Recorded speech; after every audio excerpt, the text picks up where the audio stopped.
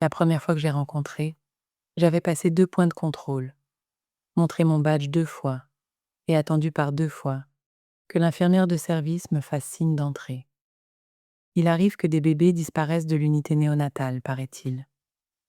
J'étais là pour ma toute première garde en tant que bénévole câlineuse de bébés.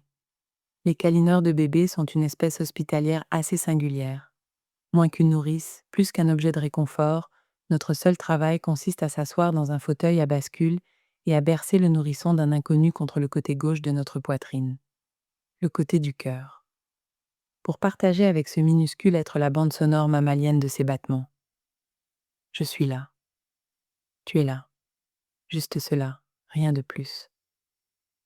Quand j'avais entendu parler du besoin croissant de bénévoles, je m'étais dit, je peux faire cette chose simple. Pourtant, pendant des semaines, j'ai évité le formulaire d'inscription que j'avais jeté sur mon bureau.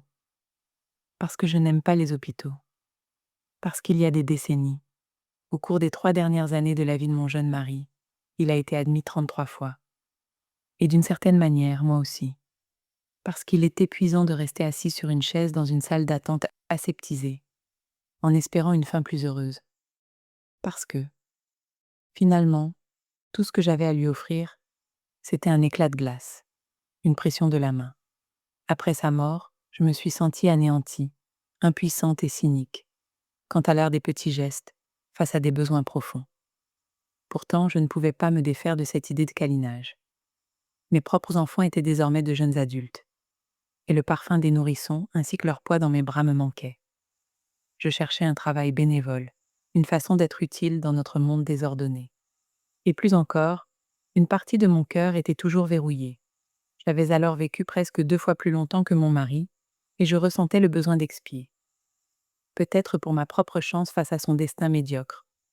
J'ai donc passé les vérifications d'antécédents de l'hôpital. J'ai suivi une formation avec la responsable de l'équipe de soins spécialisés. J'ai attendu 6 mois pour une affectation. Et enfin, le jour est arrivé. En entrant dans l'unité néonatale, j'ai été accueillie par un hurlement dissonant de bips et de sonneries, le sifflement des moteurs faisant osciller de minuscules lits. J'allais vite apprendre que les journées dans le service se mesurent en tétées, en changement de perfusion et en visite de médecin. Les nourrissons y étaient vulnérables de bien des manières, notamment les prématurés qui avaient besoin de temps pour prendre quelques grammes et forcir.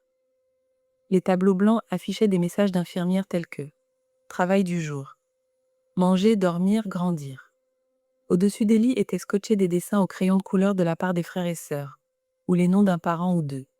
Il y avait des bébés malades avec des parties du corps défaillantes, attendant une chirurgie pour réparer une hernie ou fermer un trou dans le cœur. Et puis il y avait les bébés qui avaient perdu à la loterie de la chance, avec des problèmes hors de portée des infirmières et des médecins. On m'a dirigé vers le berceau du nourrisson qui m'était assigné. À travers la fenêtre, la rivière Charles de Boston reflétait le ciel gris. Ce petit garçon était gris lui aussi, mais comme il était emmailloté dans une couverture d'hôpital, je ne pouvais voir que son visage fin et ses doigts recroquevillés. Un tube en plastique transparent, à peine plus épais qu'un cheveu, était scotché à l'une de ses mains et serpentait sous l'enveloppe. Son tableau blanc était presque vide, affichant seulement l'infirmière assignée, son prénom et sa date de naissance. Aucun nom de père ou de mère, aucun dessin d'enfant célébrant son arrivée. Un homme mystère. Les lois régissant la confidentialité des informations médicales empêchaient les infirmières de partager son histoire et m'interdisaient de poser des questions. La seule chose que les infirmières m'ont dite, c'est qu'il était un bébé agité, difficile à calmer. Il me faudrait plusieurs visites pour apprendre son histoire. Bien que les câlineurs ne soient pas censés avoir de favoris, je me suis dirigée droit vers lui lors de ma garde suivante.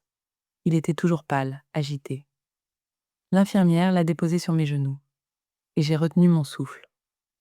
En ajustant ma position pour mieux équilibrer son poids, je me suis souvenue de mes propres bébés dans mes bras. Au début, je me sentais comme une imposture, réconfortant cet enfant qui m'était étranger, et pour qui j'étais une étrangère. Mais à mesure qu'il commençait à se calmer, je me suis calmée moi aussi. Je suis devenue déterminée à le tenir aussi longtemps qu'on me le permettrait. Ce jour-là, je l'ai bercé pendant 3 heures.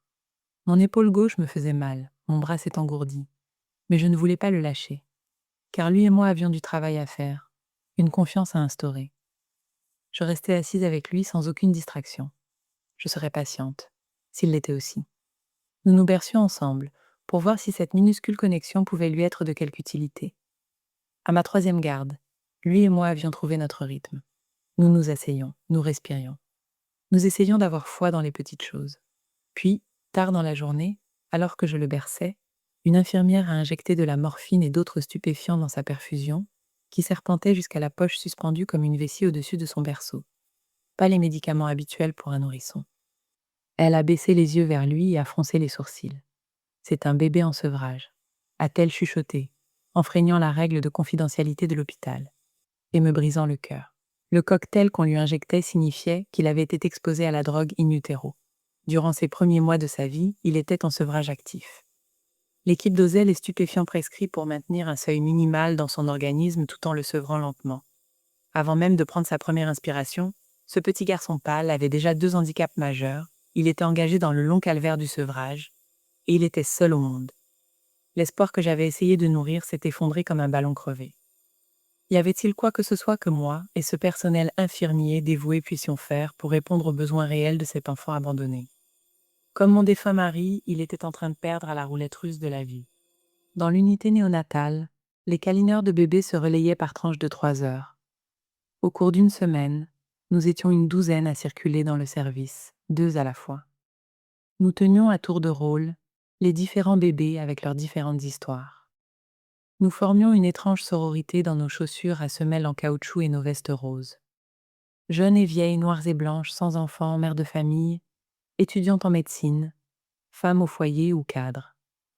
Nous étions là pour nos propres raisons, pour les enfants que nous avions désirés ou ceux que nous avions perdus, pour donner en retour, peut-être pour retrouver foi dans le pouvoir des modestes offrandes, ou pour guérir une blessure ancienne. Au fil des semaines passées à l'hôpital, le petit garçon a forci. Son teint s'est amélioré. Il semblait plus à l'aise, plus calme.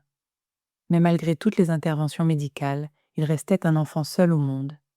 Et tout ce que j'avais fourni n'était que quelques heures de contact humain. Une goutte d'eau dans son seau sans fond.